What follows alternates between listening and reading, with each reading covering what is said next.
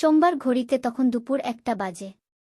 সংগ্রামী যৌথ মঞ্চে হাতে গোনা কটা লোক রয়েছে। গা এলিয়ে পড়ে রয়েছেন তারা। খুব বেশি হলে ৫ জন আছেন।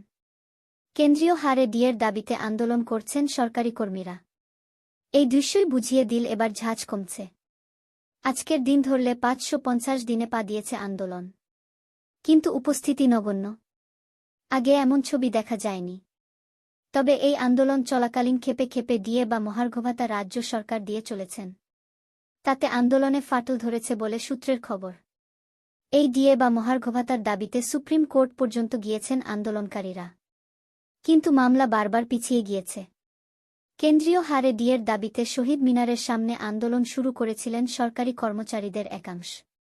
এই আবহে ২০২৩ সালে বড়দিনের আগে ৪% এবং রাজ্য বাজেটে আরও ৪%, মোট ৮% ডিএ বৃদ্ধির কথা ঘোষণা করেন রাজ্যের মুখ্যমন্ত্রী মমতা বন্দ্যোপাধ্যায়। সেই হারে বেতনও ঢুকতে শুরু করেছে। আর এই মাসের বেতনে ঢুকবে ইনক্রিমেন্টের টাকাও। সব মিলিয়ে খুশি রাজ্য সরকারি কর্মচারীদের একটি বড় অংশ। তাই আন্দোলন আগের মতো আর নেই। সংগ্রামী যৌথ মঞ্চে বহু রাজনৈতিক নেতা এসে সুর চড়িয়েছিলেন। কিন্তু তাতে লাভ হয়নি। কারণ মহার্ঘভাতা বা ডিএ ধীরে ধীরে দিয়ে চলেছে রাজ্য সরকার। তাই আন্দোলন বড় আকার নিতে পারেনি। এখানে এসেছিল একাধিক বিজেপি নেতা। এখন আর কেউ আসে না। কারণ নির্বাচন মিটে গিয়েছে। নির্বাচনে ফায়দা তোলার জন্য অনেকে এসেছিলেন বলে খবর।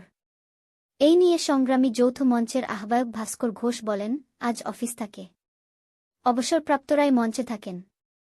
আন্দোলনকারীদের একাংশ একটি কাজে গিয়েছিলেন। ১.৫ বছর ধরে আন্দোলন চলছে। পরিস্থিতি এখন পাল্টে গিয়েছে।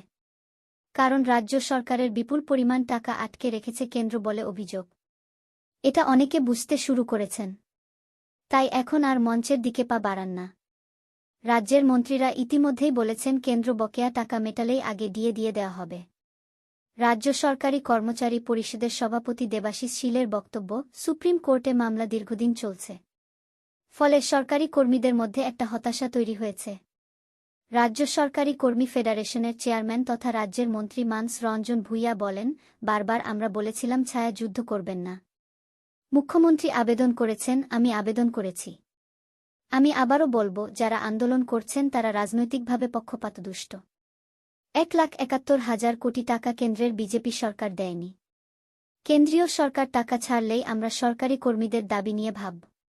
তারপরেও কেন আন্দোলন করছেন জানি না।